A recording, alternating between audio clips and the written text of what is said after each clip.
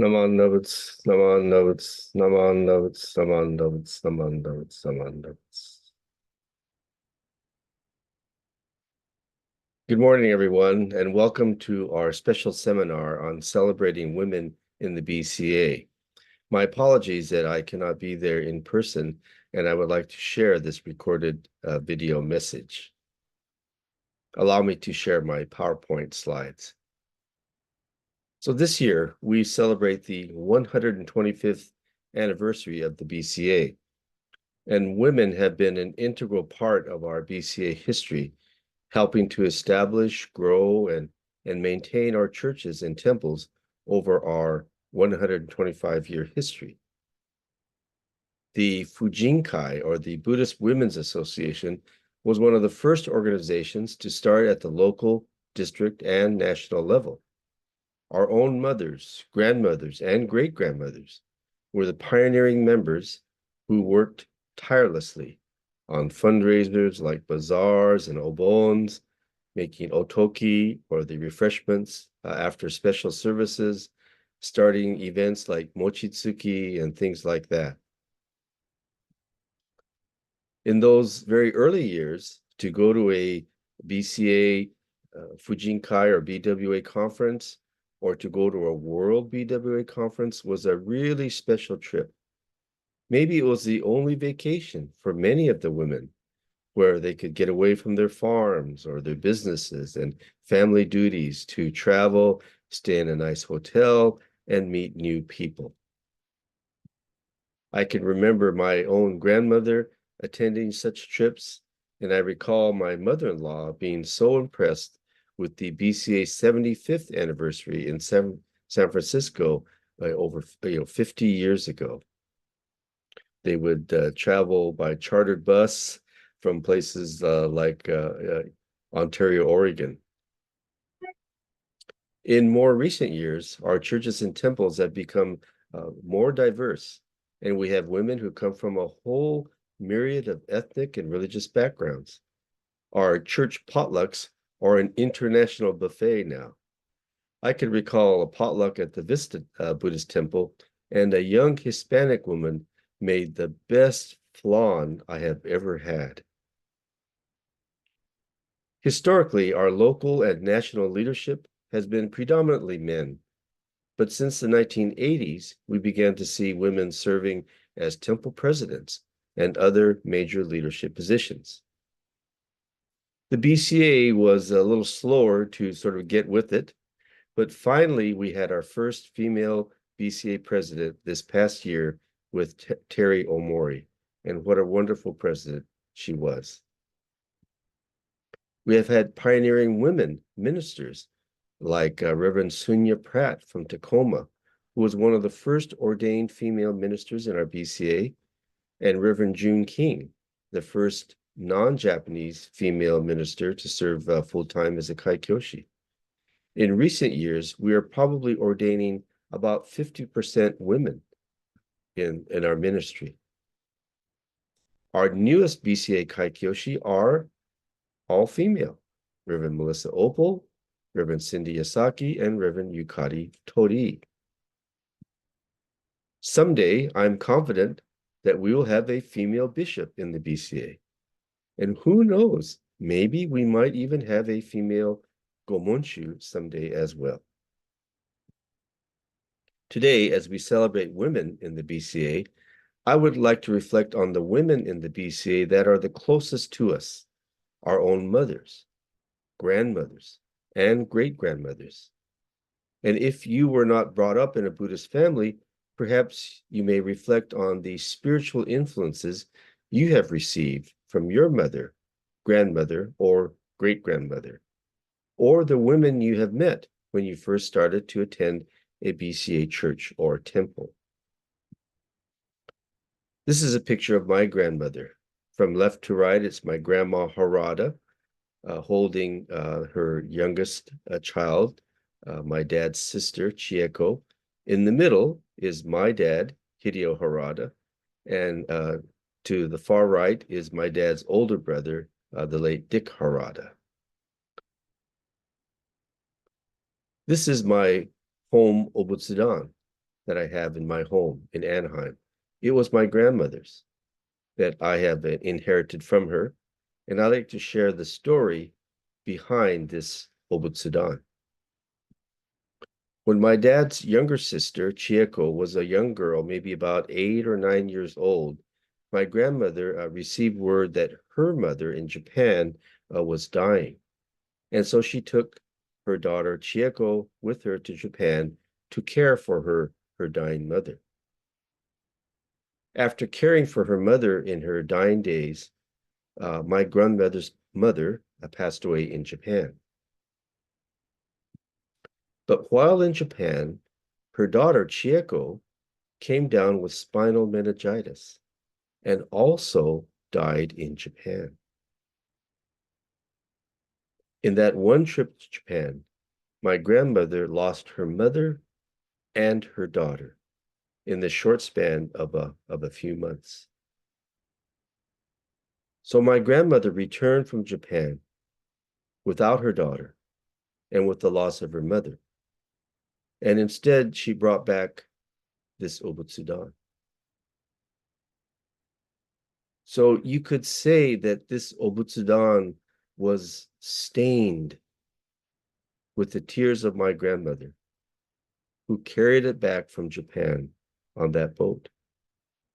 But it also carries with it the spiritual sustenance that helped her live through that terrible tragedy.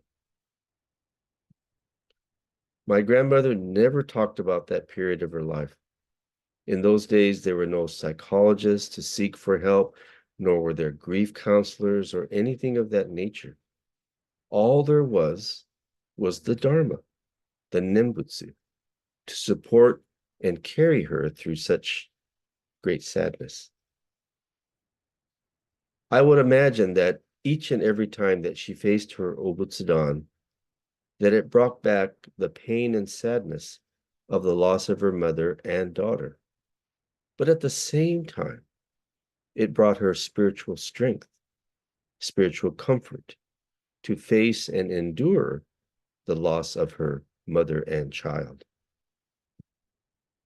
The Nembutsu, the Dharma, was the spiritual foundation for Buddhist women in our 125-year history. It was what helped them to endure tragedy and hardship. It gave them both comfort and joy. It gave them a place to listen to the Dharma, to find meaning in their lives, to find a direction in their lives. The Sanghas were where they found their best and closest lifelong friends, with whom they raised their children, grandchildren, and great-grandchildren. These are the members of my larger sutra study class that met for over 10 years at OCBC. The two ladies in the middle there are the late Sachi Ochiai in the purple little jacket, and next to her in black, standing next to me, is the late Berta Hamada.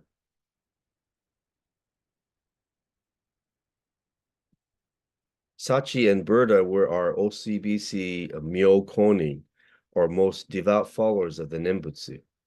They were lifelong friends. They both lived to over 100. They were real seekers and listeners of the Dharma, attending every service, study class, seminar, or retreat. I'd like to share just a couple of Sachi and Berta's stories. You know, Sachi was such a deep listener of the Dharma. She attended, of course, every service and study class. And occasionally we didn't have service, especially on holiday weekends. And she would sometimes on those Sundays go with her daughter-in-law to her daughter-in-law's Christian church. And on one Sunday, she went with her daughter-in-law to this Christian church. And after the service, her daughter-in-law, after they exited the church, she said, "Man, I don't know what that minister was trying to say today." She was kind of complaining about the sermon. But Sachi said, "Oh, I thought it was a wonderful sermon." And so she began to explain to her daughter-in-law, who's the Christian, the message that she got from that Christian minister's sermon.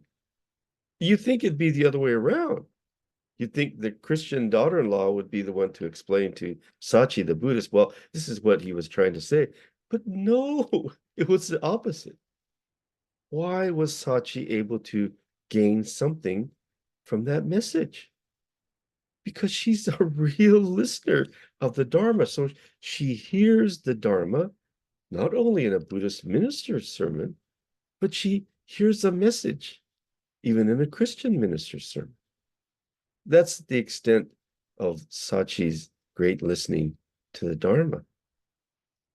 Berta was also a deep listener, and she encouraged others to listen as well.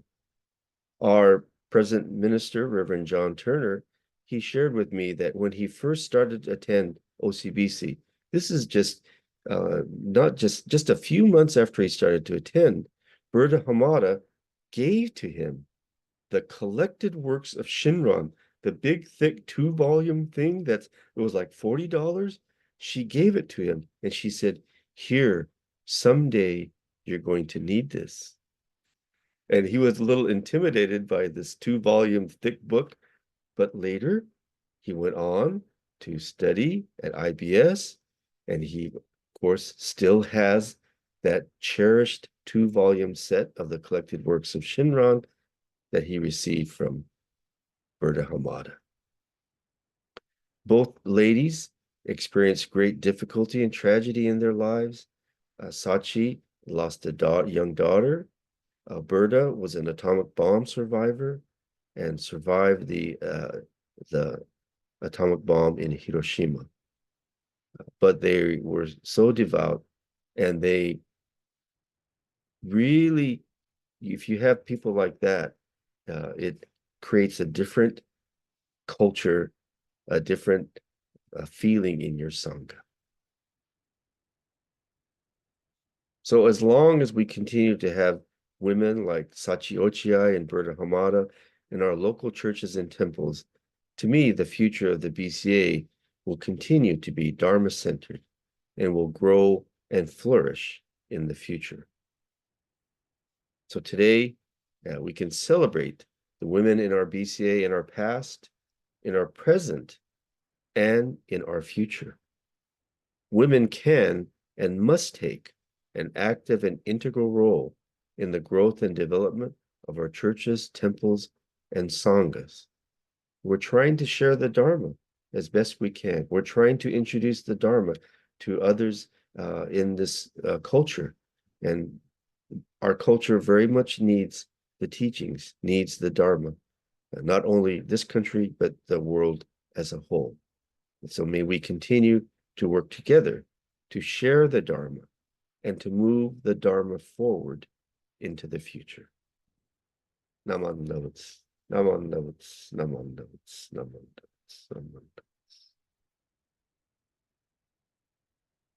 Thank you very much. Have a wonderful seminar today.